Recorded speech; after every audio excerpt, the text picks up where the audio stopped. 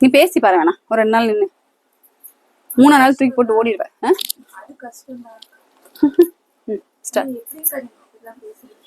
வா ட்ரைனிங் எடுக்கிற, வா கிளாஸ் எடுக்கவா வரியா? ரெக்கார்ட் பண்ணிட்டு இருக்கியா?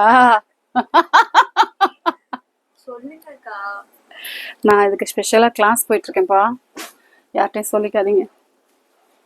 இந்த தண்ணியில நின்று சாரீரம் பாடுவாங்கல்ல, சாரி காமா அப்படின்ட்டு, அந்த மாதிரி எவ்வாறு சேலை விற்பனை செய்வது, எவ்வாறு பேசினால், அப்படிலாம் எதுவுமே கிடையாது.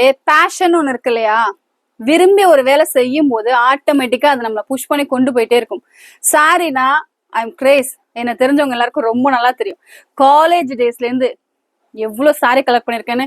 என் மாமனாலாம் என் கபோர்டு திறந்தும் போது ஏன் மாதிரி கடை வைக்க போறியா அப்படின்னு கேட்பாரு. எனக்கு சாரினா உயிர், அவ்வளவு பிடிக்கும். ஸோ அந்த சாரியில நான் டிஃப்ரெண்டா, நான் இப்பயே சொல்றேன், என் கூட சார்ந்த எல்லாருக்கும் என்னை பத்தி நல்லா தெரியும்.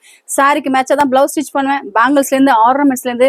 ஏன்னா ரெகுலரா போடுறதை தாண்டி இப்படி போட்டாதான்ப்பா நல்லா இருக்கும் அப்படின்னு இருக்கு இல்லையா, அந்த பேஷன் தான் இந்த ஸ்பீச்சுக்கெல்லாம் மெயினான காரணம். போதுமாமா? கேள்வி கணைகள் இன்னும் இருக்கிறதா? தொடுக்கலாம்.